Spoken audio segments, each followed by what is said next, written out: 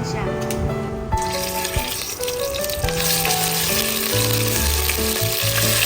And guys, na-sear na natin yung beef. So, palalambutin na natin siya. So, next natin, after natin i-sear yung beef, is ilalagay na natin yung onion. Kayo mag-aalala dun sa matatanggal din na dito.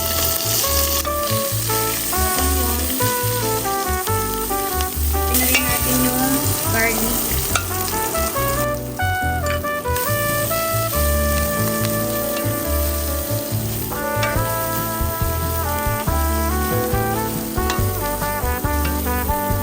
Then, add natin yung carrot, celery,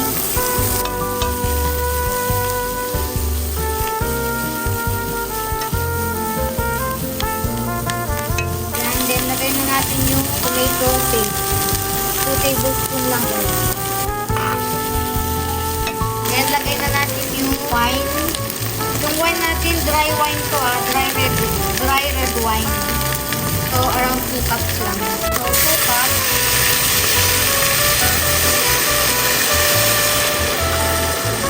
Red wine. So, yung nasa ilalim nung pan kanina na pinang-sear natin, makukuha niya yung lasa nung so, pampalasa pa yun. Hindi yun sunog guys. Then, lagay na tayo ng bay leaves and thyme.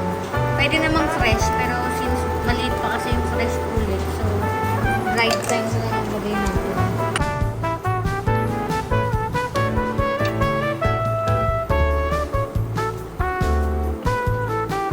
After nyan, lagay na natin, balik na natin yung beef. Tapos lalagyan na natin siya ng beef broth o kaya beef stock.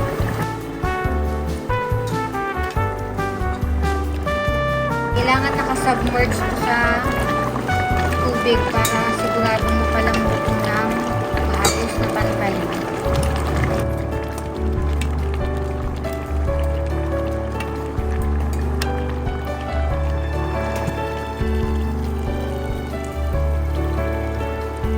Bring to boil and then simmer na natin siya.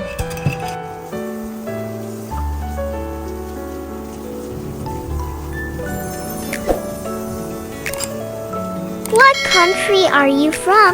I will be happy if you write in the comments if you made it here. Leave a blue heart emoji in the comments, so I know.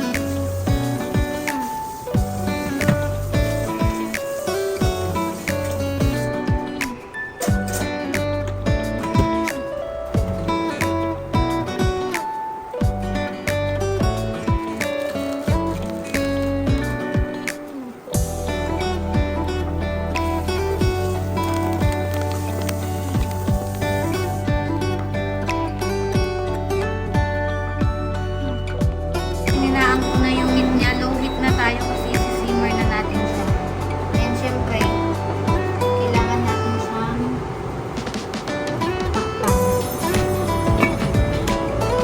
So, ayan na siya.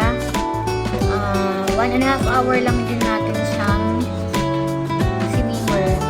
And then, i-separate ko na tong meat niya dahil palalamigin ko muna tong sauce. Then, tatanggalin ko yung fat sa ibabaw, yung mamumukong oil. Then, isi-simmer natin ulit to hanggang sa mag-concentrate siya at lumapo.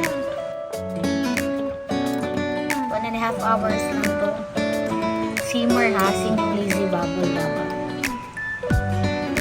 Hindi yung parang galit na bubbles. Kasi lalo siyang titigas. Lalong magiging gami yung beef.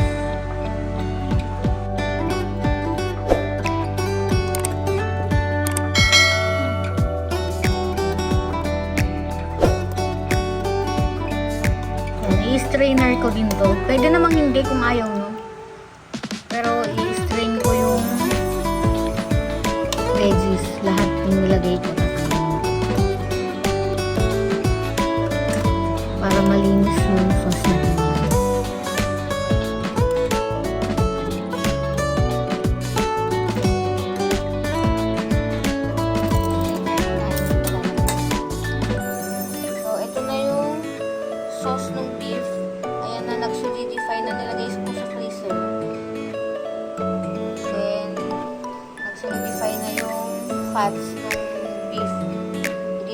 na natin ito, siyempre tatapon na natin itong oil.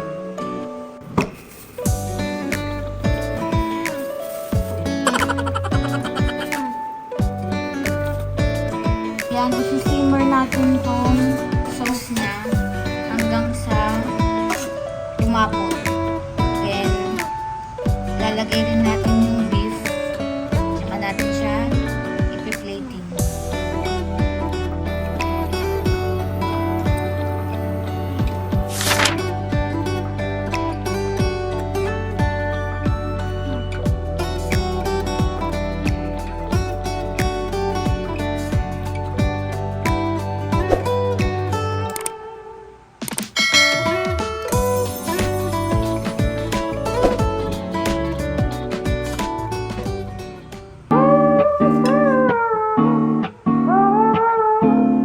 I'd love to hear what you think about the dish.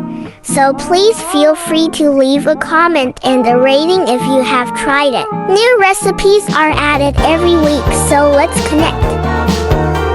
If you made it to this point of the vlog, thank you so much for watching all the way.